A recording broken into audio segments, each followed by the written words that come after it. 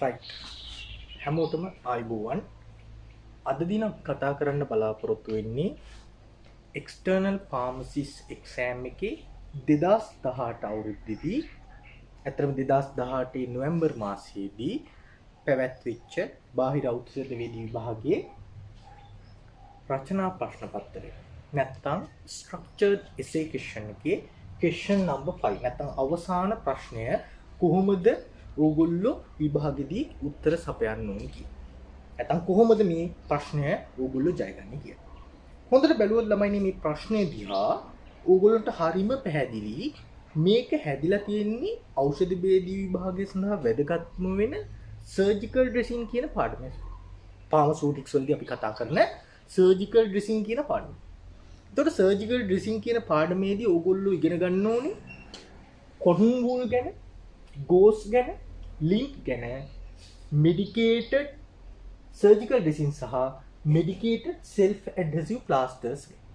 Right?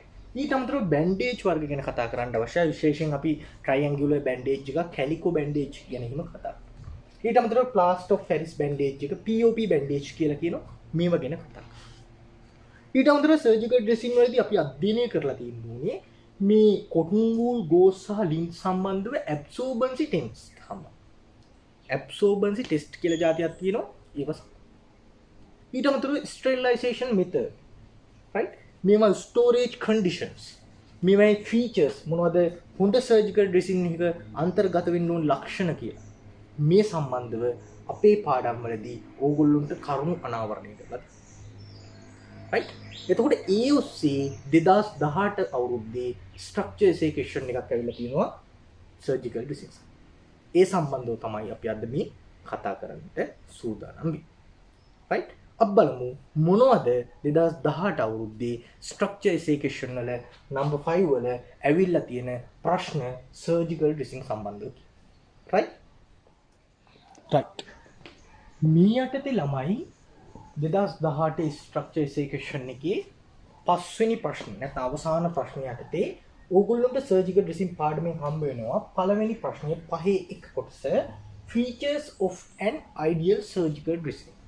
මොනවද හොඳ surgical dressing එකක තියෙන ෆීචර්ස් කියලා ඕගොල්ලන්ට ලියන්නට ඇවිල්ලා තියෙනවා. රයිට්? මම කියන්නේ ඕගොල්ලෝ හරිම වැදගත් මේ සර්ජිකල් ඩ්‍රෙසින් මාතෘකාව යටතේ තියෙන තියරි කොටස් අනාවරණය කරගෙන ගියා නම් 2018 විභාගයේ හරිම ලේසියෙන් ලකුණු ගන්න පුළුවන් ප්‍රශ්නයක් තමයි මේ පස්වෙනි එක. රයිට්? අපි බලමු මොනවද ෆීචර්ස් වෙන්නේ ideal surgical dressing. රයිට්? බලන්න. පළවෙනි එක හොඳ සර්ජිකල් ඩ්‍රෙසින් එක control the moisture around the wound. wound එක අවට තියෙන moisture ගතිය control කරලා දෙන්නට අවශ්‍යයි හොඳ සර්ජිකල් ඩ්‍රෙසින්. right? ඊට අමතරව දෙවෙනි කාරණා protect the wound from infection and microorganisms. මේ wound එක වටේ තියෙන මේ සර්ජිකල් ඩ්‍රෙසින් එක නැත්තම් මේ ගෝස් කෑල්ල නැත්තම් මේ ප්ලාස්ටර් එක මොකක් හෝ ඒවා වුන්ඩ් එක තවත් ඉන්ෆෙක්ෂන් හැදෙන එකෙන් සහ අවට ඉන්න මයික්‍රෝගනිසම්ලා වුන්ඩ් එකේ ගැටෙන එකෙන් ආරක්ෂා කිරීමට උපරිම සහායක් දක්වනවා. මේ හොඳ ෆීචර්ස් සර්ජිකල්ස්. රයිට්? ඊළඟට eliminate from excess exudates. ඔයගොල්ලෝ දන්නවා තුවාල වලින් සැරව හැදෙනවා. රයිට්? විවිධ exudates formation එකක් එනවා. මේ දේවල් ඔක්කොම අර ගෝස් කෑල්ල නැත්නම් નિયમિત සර්ජිකල් ඩ්‍රෙසින් එකට උරා ගැනීමට අවශ්‍යයි. උරා ගැනීමට. තුන්වෙනි කාරණාව have mechanical protection.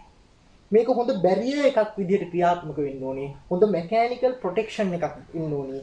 අපේ wound එක තවත් further harm වලින් සිද්ධ වෙන්නා වූ අනතුරු වළක්වන්න පුළුවන් හොඳ mechanical protection එකක් දෙන්න ඕනේ මේ සර්ජිකල් ඩ්‍රෙසින් එක අදාළ wound එක. right? ඊළඟ කාරණාව සර්ජිකල් ඩ්‍රෙසින් එක ගොඩාක් ගණන් වුණොත් මිනිස්සුන්ට මිලදී ගන්න අමාරුයි. ඒකින්ද මේක ඉන්එක්ස්පෙන්සිව් වෙන්න ඕනේ වගේමයි මේක ගුණි ගන්නා සුළු වෙන්න බෑ. non inflammable එහෙනම් ඔන්න ideal features of surgical dressing කියලා දුන්නා 6ක්. හොඳට මතක තියාගන්න ආයි විභාගයට આવොත් අනිවාර්යයෙන්. right?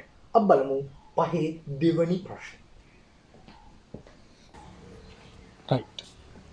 දෙවෙනි ප්‍රශ්නේ අපෙන් අහන්නේ uses of surgical dressing වල මොනවද uses කියලා. surgical dressing වල මොනවද uses කියලා අහනවා අපේ දෙවෙනි ප්‍රශ්නේ. right? අපි මේ කොටස් දෙකක් යටතේ අධ්‍යයනය කරමු. පළවෙනි එක surgical dressing ඕගොල්ලෝ දන්නවා උරා ගන්න දේවල් තියෙනවා absorbent කියලා අපි හඳුන්වනවා. ඒවය මොනවද uses? සහ ඕගොල්ලෝ දන්නවා මම කිව්වා bandage જાතිය. මේ bandage වල මොනවද uses කියලා. අපි පළවෙනි එක කතා කරමු bandage ගැන. right? බලන්න bandage එකක් දාන්නේ ළමයි surgical dressing එකක් දාලා සමහරක් විට surgical dressing එක රඳව ගන්න. right? මෙතන තුවාලයක් තියෙනවා නම් තුවාලයට අපි දානවා ගෝස් කෑල්ලක් එක බෙහෙත් දාලා මේක වෙලනවා bandage එක.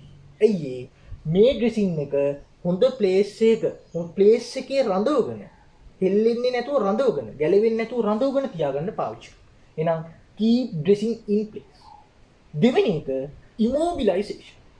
උදාහරණයක් ඕගොල්ලෝ දන්නවා ප්ලාස්ටර් ඔෆ් පැරිස් බැන්ඩේජ් එක දානවා ෆ්‍රැක්චර් එකක් වුණාම නැත්නම් අත කැඩුනහම මෙතන කැඩුනොත් ප්ලාස්ටර් ඔෆ් පැරිස් බැන්ඩේජ් එක දාලා මේක ඉමෝබිලයිසේෂන් කරලා දෙනවා. නැත්නම් හොලවන්නවත් බැරුව නමන්න කරන්න බැරුව ඉමෝබිලයිස් කරලා තියෙනවා බැන්ඩේජ් එක. right? දෙවෙනි use. තුන්වෙනි කාරණාවක් ගත්තොත් මොනවද පාවිච්චි කරන්න කියලා සර්ජිකල් ඩ්‍රෙසින්. මේ බැන්ඩේජ් පාවිච්චි කරන ළමයි මේ වෙරිකෝස් වෙයින් වලදී කම්ප්‍රෙෂන් ඇප්ලයි කරනවා. right? ඕගොල්ලෝ දැකලා තියෙනවා බැන්ඩේජ් ස්පෙෂලායිස් වෙලා එනවා වෙරිකෝස් වෙයින් වලට කම්ප්‍රෙෂන් ඇප්ලයි කරන්න පුළුවන් බැන්ඩේජස් වර්ග. right? ඊළඟ ඇබ්සෝබන්ට් එකකට ගත්තොත් උදාහරණයක් ගෝස් ඇබ්සෝබන්ට් එක apply medicament to the skin. Skin එකේ ක්‍රීම් එකක් ගන්නවා නම් අපි ගෝස් කෑල්ලකින් තමයි ගන්න. දෙවෙනි එක to clean the skin when administration of injection. to clean the skin when administer injection. Insulin දෙනකොට පොඩි ගෝස් කෑල්ලකින් සර්ජිකල් ස්පිරිට් එකක් අරගෙන පොඩ්ඩක් එතන පිහලා තමයි ඉන්ජෙක්ෂන් එක දෙන්නේ. අයියේ මේ පිහින්නේ ඒ අවට ක්ලීන් එන්වයරන්මන්ට් එකක් හදාගන්න. මයික්‍රෝ ඕගනිසම්ලා අයින් කරලා දාන්න. පාවිච්චි කරන්නේ මොකද්ද? චූටි ගෝස් කෑල්ල. right? absorb. තුන්වෙනි එක to absorb wound exudates. තුවාලේ සැර වෙනවා නම් ගෝස් කෑල්ල දැම්මට පස්සේ ඒ සැරව ඔක්කොම ගෝස් කෑල්ලට උරා absorbent. හතරවෙනි එක skin preparation pre-operative.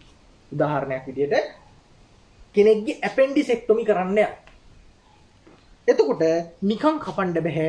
මේ ස්කින් එක ක්ලීන් කරගන්න ඕනේ. ගෝස් කෑල්ලක් අරගෙන ආර්ටරි ෆෝසෙප් එකකින් අල්ලගෙන බෙටඩීන් වල ද්‍රාවණයක ගිල්වලා බෙටඩීන් වලින් මේ හරිය ක්ලීන් කරනවා. මොකටද මේ සර්ජරි එකේ කට් එකට කලින්. එහෙනම් pre-operative skin preparation වලට පාවිච්චි කරනවා absorb. එහෙනම් තමන්ට තේරෙනවා යූසර්ස් වර්ග කිහිපයක් කිව්වා. හොඳට මතක තියාගන්න. පහේ දෙක ප්‍රශ්නටත් උත්තරේ එහෙනම් ඔන්න අපි ගොනු කරගත්තා. අපි යමු බලන්න පහේ තුන ප්‍රශ්නය. right. පහේ තුන්වෙනි ප්‍රශ්නේ ගත්තොත් ළමයි පහේ තුන්වෙනි ප්‍රශ්නේ අහලා තියෙන්නේ name the sterilization method to sterile surgical dressing. surgical dressing sterilization methods මොනවද කියලා. ප්‍රධාන වශයෙන් ක්‍රම හතරක් අපි කතා කරා අපේ පාඩම යටතේ. පළවෙනි එක තමයි moist heat method එක. right? moist heat method එකදී සෙල්සියස් අංශක 121ත් 122ත් අතරේ මිනිත්තු 20ක් ඔටෝක්ලේව් එකේ දාලා ස්ටෙරයිල් කරන්න පුළුවන්. right? ඒ උෂ්ණත්වයේ මිනිත්තු 20ක් දීලා. ඊට අමතරව boric acid contain වෙන surgical dressing අපි ඒකත් moist heat method එකට හැබැයි පොඩ්ඩක් වෙනස්.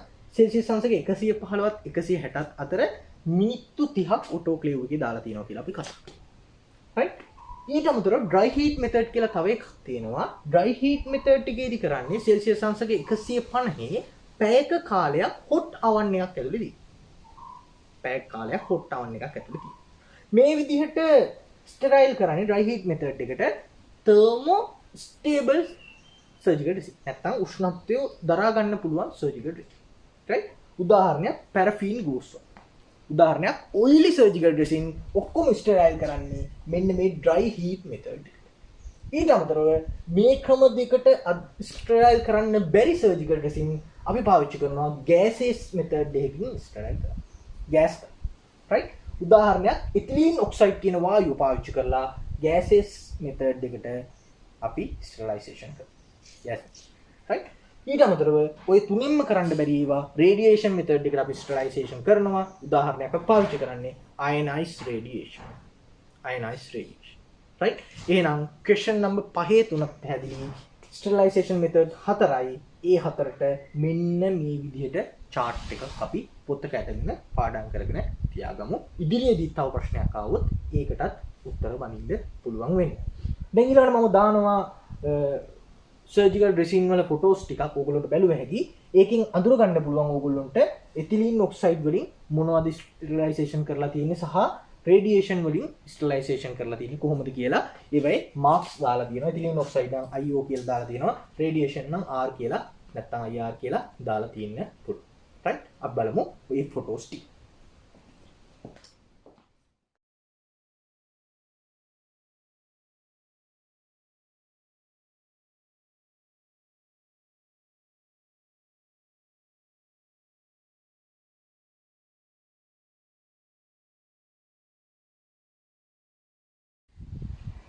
right ඊළඟ පහේ හතර ප්‍රශ්නේ දැන් ෆොටෝස් බැලුවා question number 5.1 කතා කරා පහේ 1 පහේ 2 පහේ 3 මේ පහේ හතර ප්‍රශ්න explain absorbency test for cotton wool ඊට අමතරව gauss ගැන දැනගන්න ඕනේ limb ගැන දැනගන්න. හැබැයි 2018 විභාග ප්‍රශ්න ඇහුවේ absorbency test for cotton wool ගැන විතරයි.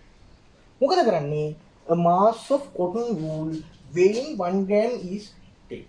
ගන්න. ග්‍රෑම් එකක් කොටන් වූල් අරගෙන බෝලයක් විදියට රවුන්ඩ් කරගන්න. මේකේ බර ග්‍රෑම් එකක් වෙන ගන්න ඕනේ. ඊට පස්සේ ගන්නවා බීකරයක් මිලිලීටර 20ක් දාපු ජලය. බීකරයක් අරගෙන ඒකට මිලිලීටර 20ක් ජලය දාන්න. මෙන්න. right? ඊට පස්සේ මේ බෝල් එක ගත්තු ග්‍රෑම් එකේ කොටන් වූල් බෝල් එක නැත්නම් අපි හදාගත්තු බෝලය අරගෙන ෆෝසෙට් එක ආධාරයෙන් ආර්ටරි ෆෝසෙට් ගන්න හොඳයි. ෆෝසෙට් එක ආධාරයෙන් මෙන්න මේ වතුර එකේ තියෙන. හැබැයි මේ වතුර එකේ තියෙනකොට මේක රත් වෙමින් තියෙන්න ඕනේ සෙල්සියස් අංශක 20. සෙල්සියස් අංශක 20ට මේක රත් වෙවි තියෙනවා. right? එහෙනම් මිලිලීටර් 20ක් බීකරය සෙල්සියස් අංශක 20ට රත් කරලා ඒකට ෆෝසෙට් එකක් ආධාරයෙන් අර mass of cotton wool weighing 1 gram එක ෆෝසෙට් එකක් ආධාරයෙන් මේ විදිහට තියෙනවා. තියලා අපි ෆෝසෙට් එක අයින් කරාට පස්සේ තප්පර 10ක් ඇතුළත මේ ටෙස්ට් එක පාස් වෙන්න නම් තප්පර 10ක් ඇතුළත අනිවාර්යෙන් මේ cotton wool 1 gram බෝල් එක මේකේ බොටම් එකට නැත්තම් මේ බීකරේ bottom of the beaker බීකරේ bottom එකට ගිලිලා යන්න ඕනේ. තප්පර 10ක් තුල 10 second. right? ගිලෙන්න ඕනේ නැත්තම් සැචුරේට් වෙලා මේක පල්ලෙහාට මේ විදිහට එන්න ඕනේ මේ ටෙස්ට් එක පාස්. මේ ටෙස්ට් එක පාස් නම් මේක බ්‍රිටිෂ් ෆාමකෝපියා එකට පිළිගත්තු ස්ටෑන්ඩඩ් එකට ඇබ්සෝර්ප්ෂන් තත්ත්වයේ තියෙනවා කියලා අපි තීරණය කරනවා. ඕක තමයි කොටන් වූල් එකක ඇබ්සෝර්බන්සි එක හොඳයිද නැද්ද කියලා බලන්න කරන්නා වූ ටෙස්ට් එක.